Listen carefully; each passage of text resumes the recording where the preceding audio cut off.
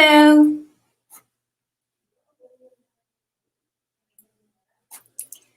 Hello, everyone.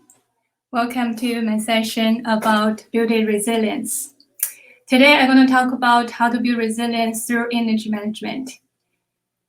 My name is Yan. I'm from the DrupalCon, a northern company. I'm the director of development over at the Drupal company. So why we talk about building resilience? I think during the past year, due to the COVID, due to a lot of changes worldwide, a lot of people deal with change, deal with a lot of difficulties. This is going to help us to adapt to stressful situations, recover from difficult experience, and manifest the capacity to cope with the high work demands and cope better when we have changes. Use myself example back in 2018. I'm going to share a little bit personal story.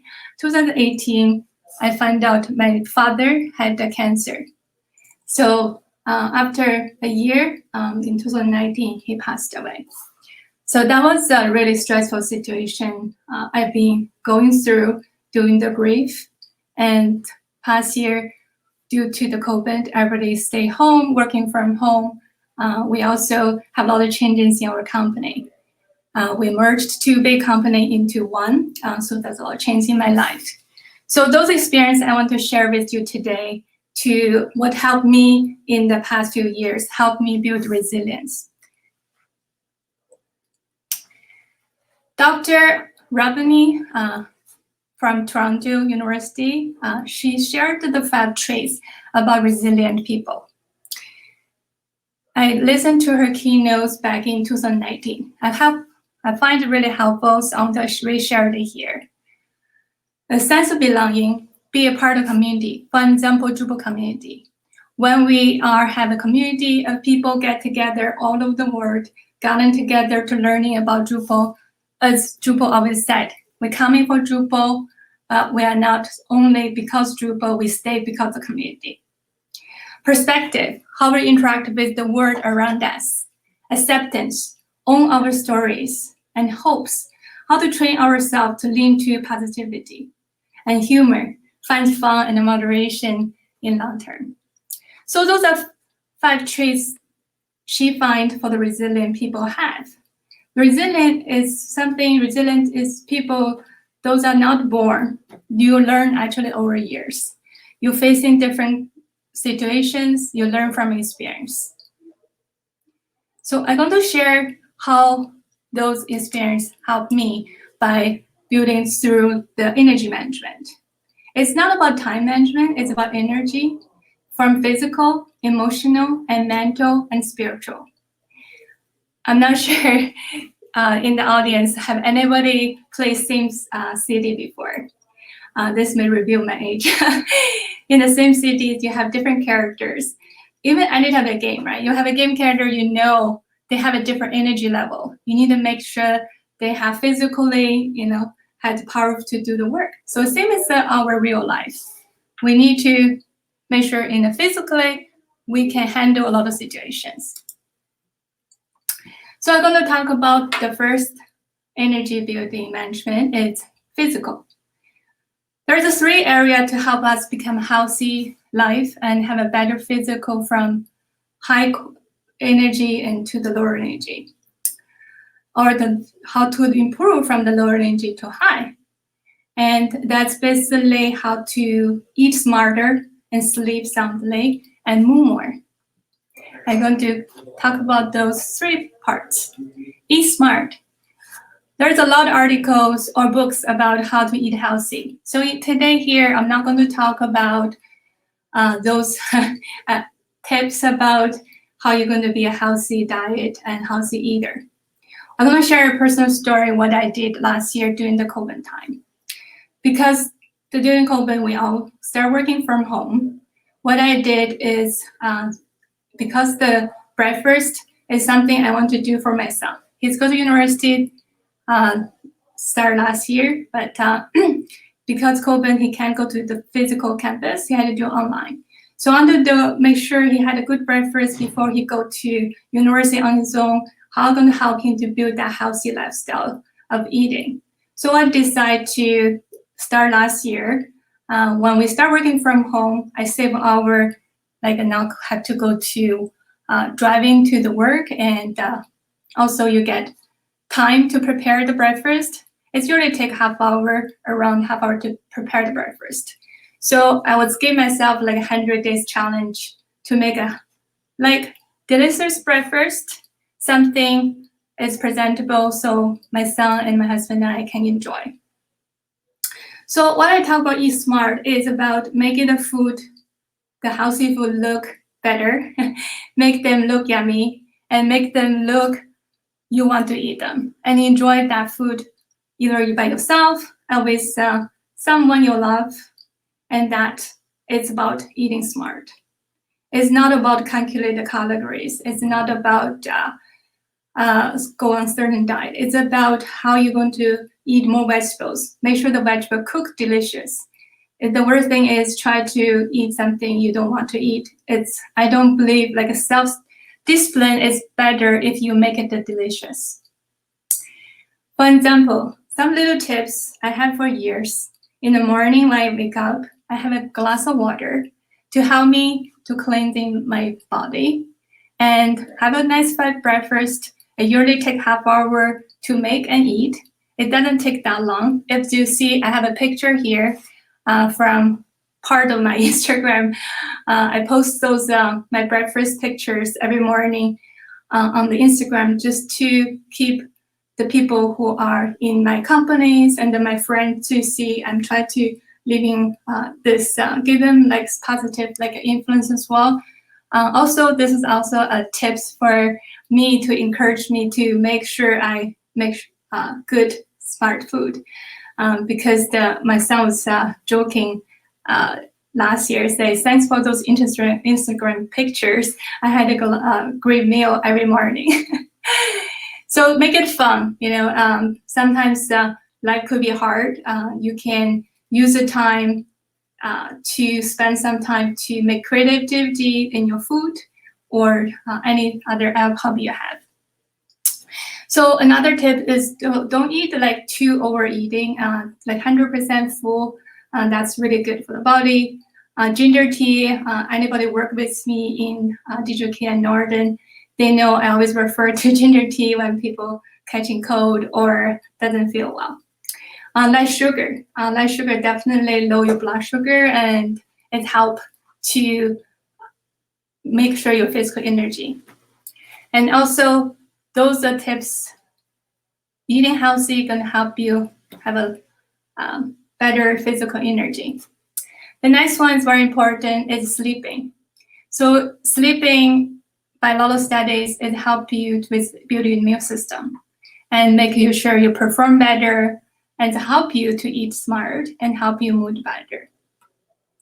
Here's some tips about how to sleep soundly. And make sure you save your coffee or your caffeine teas before the bedtime. And not drinking too many water, but drink a little bit just before. And depend on your last hour.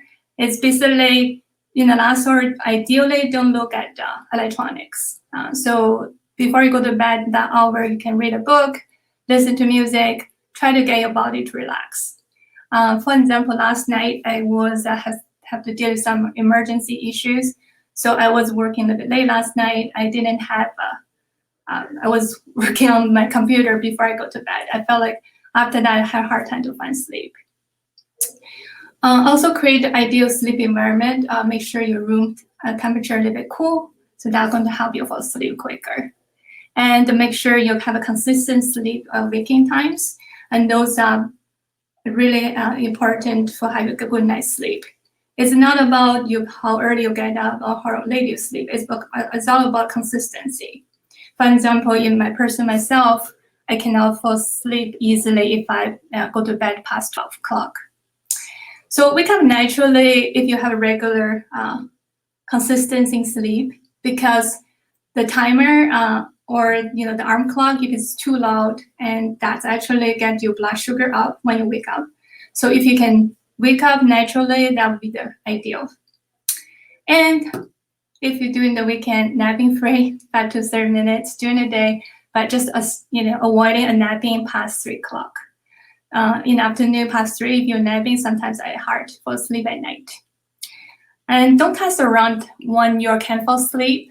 Just get up to maybe do a meditation or readings, because sometimes when you're just tossing on the bed for like over 15 minutes, and sometimes it's hard to fall asleep after. Maybe get up and then go to bed again.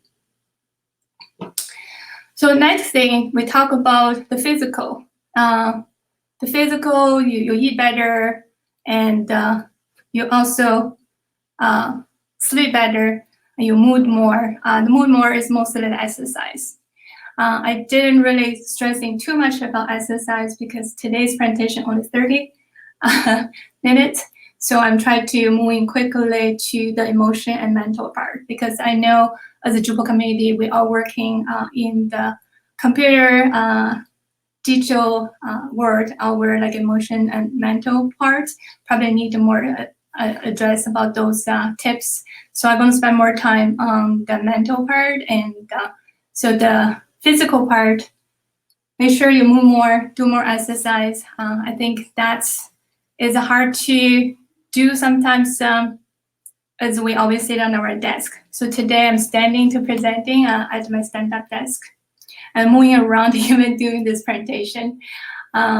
Sometimes when you're doing exercise, if you have a group of people, will be good, because right now during the COVID, you can't really do fun stuff myself like ballroom dancing. I cannot do that right now. So what I do is I just do some stretches and do walks after work. Okay, we're going to focus on next is about emotional energy. Sometimes the emotional energy going to burn us even more than the physical. So that's how we can transform the threats into challenge. About emotional intelligence, self-awareness, self-regulation, motivation, empathy. Also, the social skills help us build our emotional energies.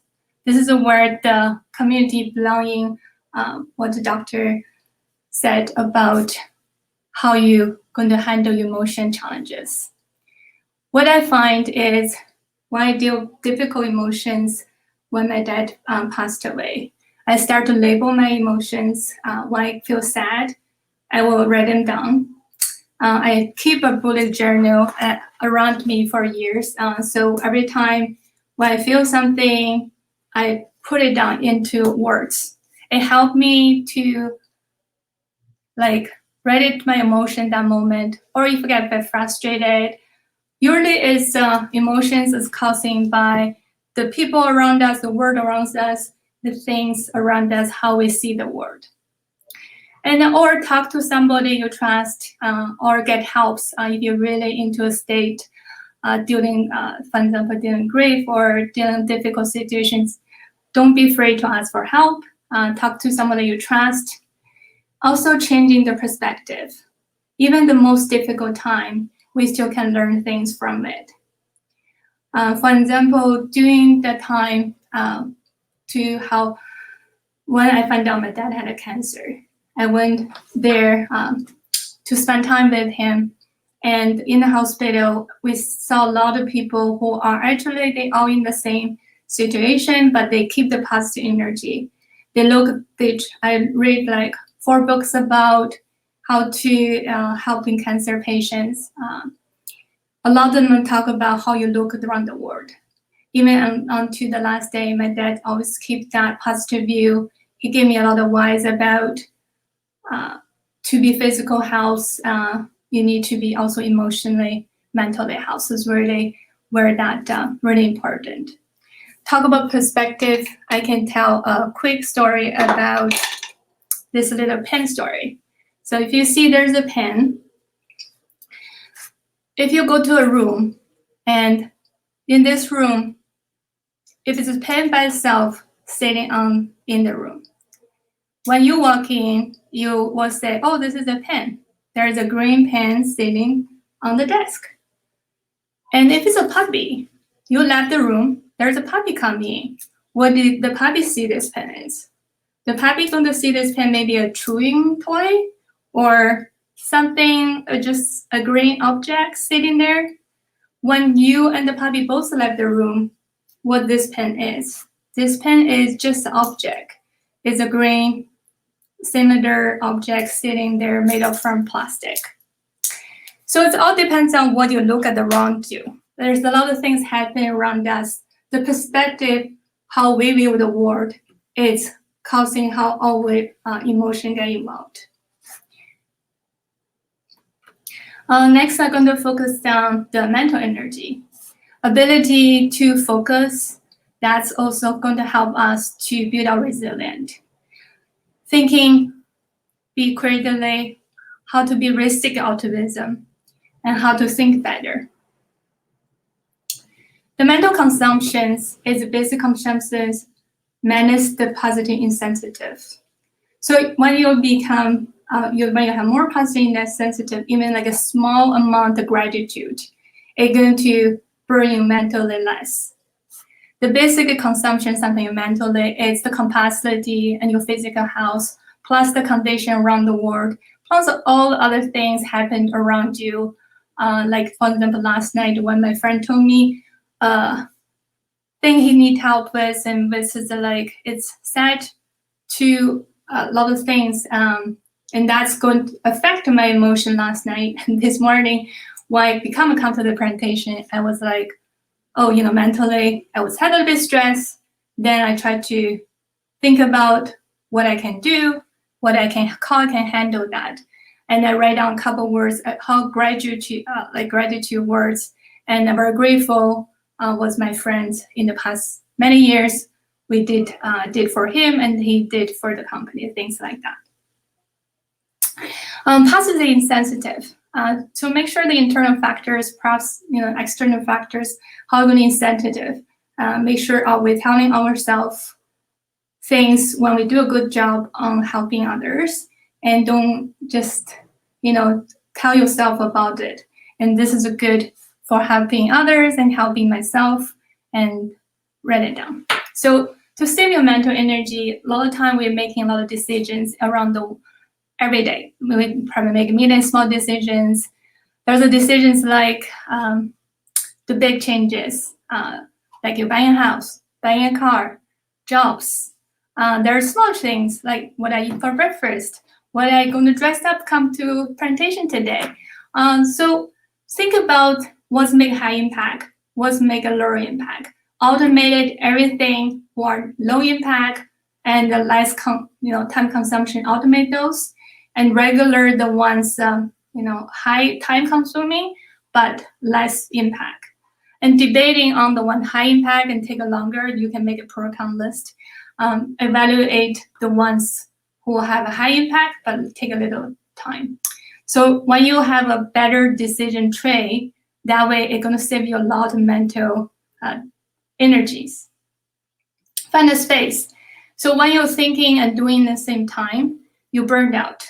So a lot of time, for example, if you work, because mostly people work from home now, you get really tired working and using your brain, and then take a break for 5 minutes or even 10 seconds just to meditate. Another thing I find is on the weekend, for example, when I read a book, and then I'll do some housework.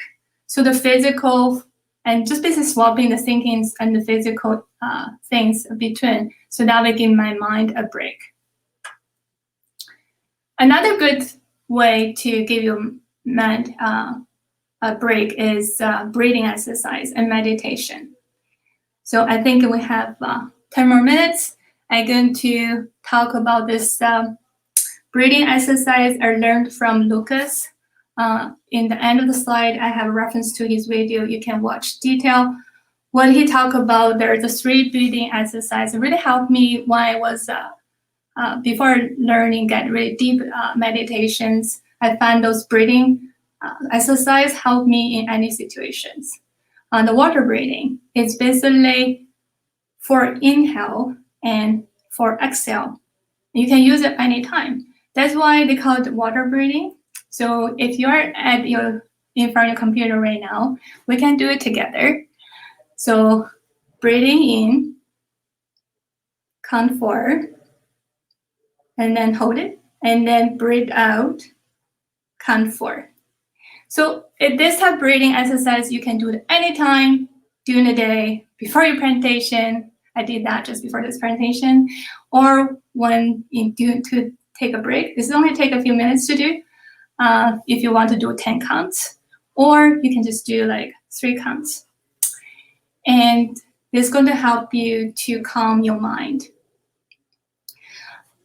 And another thing is, I think there is a tab in my table, is whiskey breathing in Lucas's presentation. I would call them milk breathing because I don't really drink whiskey, so I even spelled wrong on the slides as it's like a mic breathing. Actually, it's a label I call it milk breathing. And basically, it's before you go to bed, and you 4 inhale and 8 exhale before you sleep. So that's simulating get your mind slow down before you fall to sleep. And coffee breathing, this is a kind of based on the words. You can breathe in really quick, just round out 3 rounds in the morning and before you work out, just like exhale 20 times quickly. And that will pick you up, make you focused. But don't do that often because that's especially going to have that like alert type of reaction. So we talk about a lot of like little tips and habits. How to build them is basically it's a habit loop. So you can build them. You have a clue. For example, I want to have a healthy breakfast, and I did for my son. It's make it easier to encourage me while we do it. Sometimes when we do stuff, when we try to self-discipline, it's really hard. But when you do things for others, it's much easier. And the mindset is like, I'm trying to having my son to have a healthy breakfast, and so I start cooking for every morning. And the reward is I post one Instagram picture and let my friends and my coworkers to see them, get inspiration, and that's something I try to build my habits. And they take time, right? It's like, this is from the Habits Loop book, from the Habits book. How long take to build a new habits? All those new good habits, don't take try to build all, exercise more or, eat healthy, sleep better. Don't try to do all at once. Try to build one habit at a time. It's usually take at least like 1 month for if you try to do readings, behavioral type habits, like doing diary, start writing your gratitude journal. Physical habits sometimes takes 3 months, like exercise, getting up early, or any type of thing you want to build from physical. And thinking habits usually takes 6 months. That's why I put thinking into the last.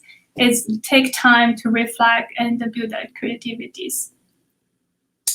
So sometimes you can use a habit tracker to help you, or you use a bullet journal, or if you don't like analog like myself, you can use an app called Read Life, or you're just using Google Excel sheets to help build those good little habits. Every little habit is going to help you. So last one is energy, is called spiritual energy. It's all about why we live in this world and the values and the meanings. So beginning and end in mind. Everybody eventually going to go to somewhere end of our life. And what do we want to be on our 80 years birthday? What do we want to say to other people? Keep that vision, think about that in your mind, and that's help you to guide your values. There's a lot, top 5 values, pick your top 5. There's a lot of values out there. It's not, you don't have to leave all the values by constantly picking what your value is and use that to make your decisions. Come down to the everyday life. Humans are very interesting. The belief is building, that's why it takes 6 months at least. You believe something and you see the potential, you take some action, and your results going to re-affect your beliefs. And your beliefs coming from many, many places, could be from your knowledge, your environment, the past history, and the events happen in your life. It changes your beliefs sometimes. And those, just careful where they come from and recognize them. And that's going to help you to knowing what you believe in that moment. And it's okay to change too. There's another Dr. Joe said, it's not your fault, but it's your responsibility. That's how I believe in the world. A lot of things happen I cannot control.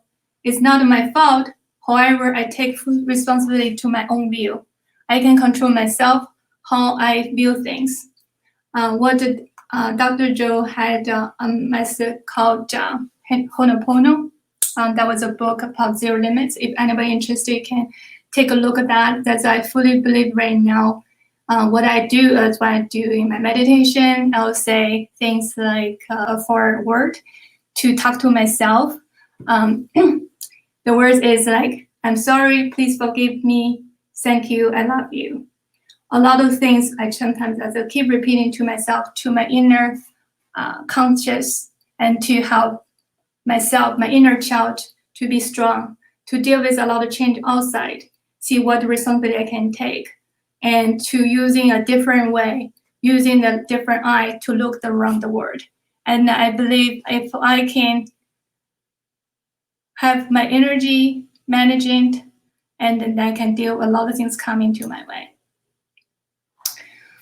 In the end, before the presentation, I want to share just a couple of things I find over years. There's a lies like everything matters equally.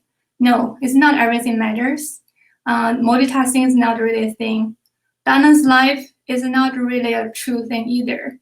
The success habit is living with a purpose, living with prioritization. Sometimes in your life, you have to change your prioritizations and may not perfect all the moment. And don't be a victim. Just leave the cycle of accountability. See what you can do moving forward and take that control within yourself. And life happens, and be accountable, seeking what's happening, seeking what if to avoiding the victim mindset. Hopefully, my presentation help you to build a little bit about resilience, the little tips, and try to own your life and think about if it's up to it's up to me to decide. End of the presentation, I want to share with you some resources. I read a lot of books over years. They're just a small portion of the book helped me to build my resilience or helping me to build a healthy habits. It's still not perfect. I stop thinking about perfection.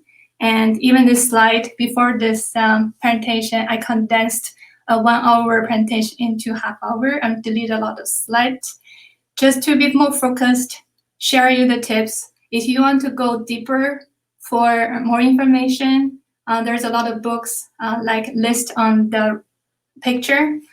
For this is the book I really like, the Drupal effects. Those are going to help you to build a lot of things around your energy management. And also there's 2 videos refers to Dr. Robney and also Change Your Breathing, Change Your Life by Lucas. I link on the slides as well. Don't be afraid to make mistakes. Sometimes it's better to moving forward than try to wait around the perfect thing happen. Learning from the past. I'm still dealing a lot of difficulties with change. Still dealing with lost my father's grave, even to today. Sometimes it takes me 2 years to even to talk about this calmly. I think everybody is on the journey to become more resilient. And thank you for coming to my presentation. And if you have any questions, I think I would go to the Hebrews section to answer your questions. And also Northern and Digital have a booth. You can stop by, say hi as well. Thank you very much.